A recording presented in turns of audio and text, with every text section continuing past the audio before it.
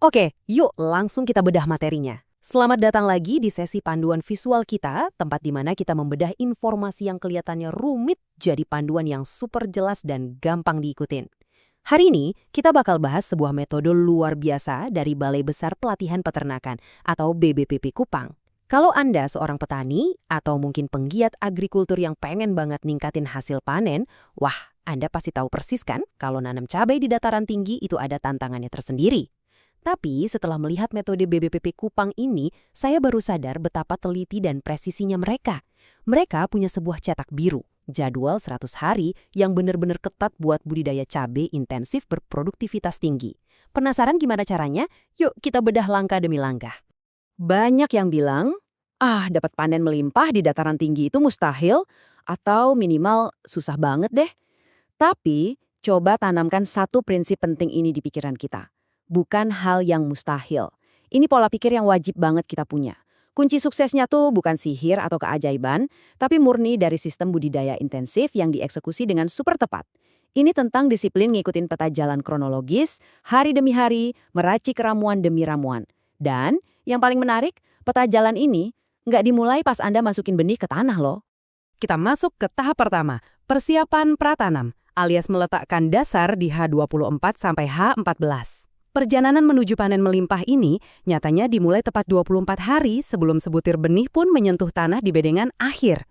Ya, hitung mundurnya udah mulai jauh sebelum tanamannya sendiri ada. Coba kita lihat garis waktunya. Di H24, para petani udah mulai sibuk nyampur media tanam. Bayangin aja teksturnya, humus bambu dicampur rata sama pupuk kandang. Terus campuran ini disiram pakai ramuan organik khusus yang namanya Roma.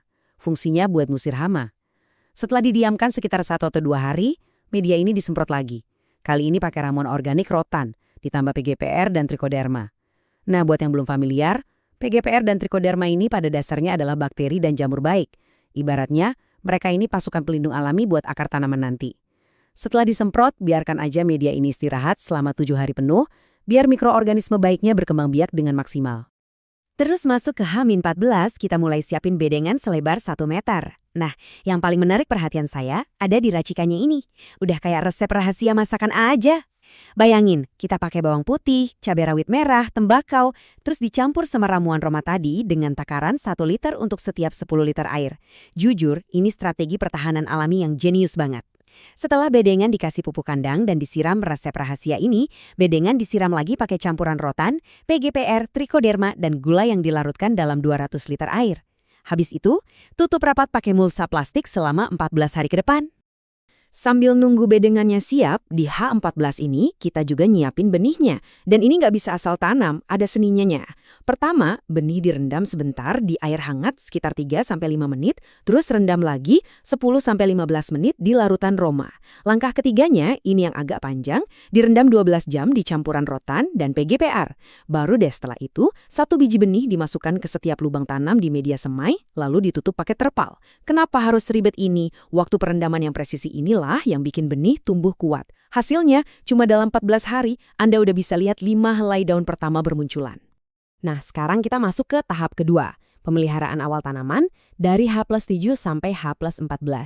Benihnya udah bertunas dan dipindah, jadi sekarang kita masuk ke fase pemeliharaan. Ini adalah minggu-minggu kritis pertama tanaman berjuang hidup di bedengan utamanya. Di minggu pertama atau pas H+7, si tanaman muda ini disemprot pelan-pelan pakai larutan Roma buat perlindungan dini. Terus lompat ke H+14, kita mulai genjot nutrisinya. Tanaman disiram pakai POC, pupuk organik cair vegetatif, dicampur Trichoderma yang diencerkan ke 200 liter air.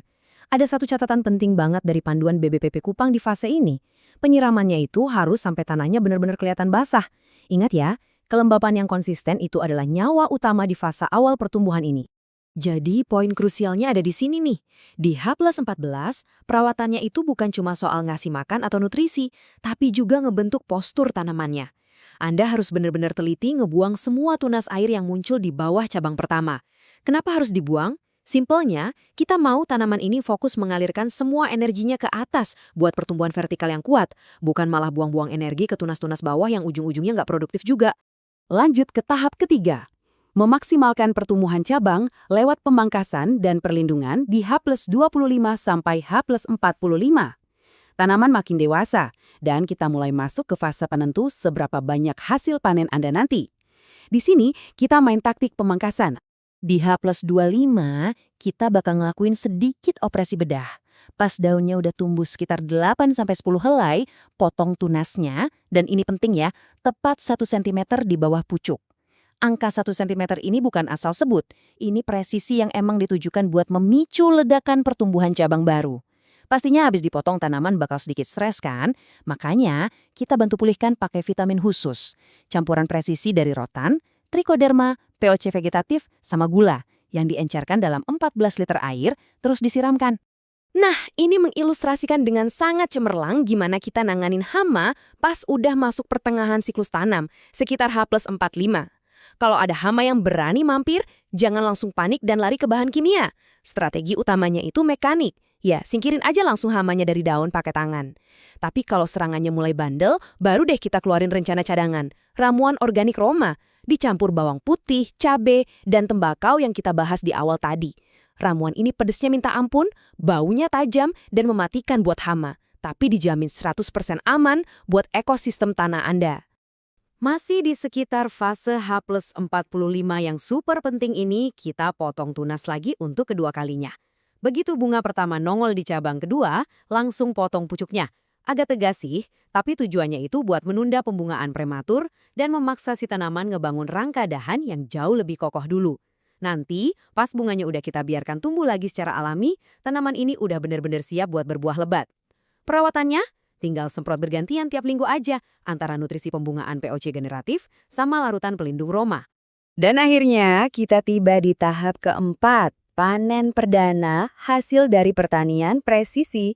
Setelah berminggu-minggu ngeracik humus bambu, bikin ramuan tembakau, sampai ngukur potongan 1 cm, semua keringat dan ketelitian itu bakal terbayar lunas di sini. Cuma 90-100 hari.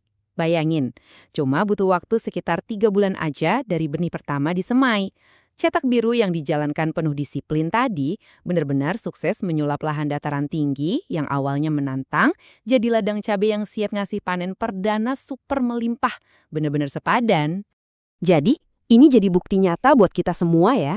Dengan metode yang tepat dan sedikit ketekunan, tantangan alam itu bisa banget diakali.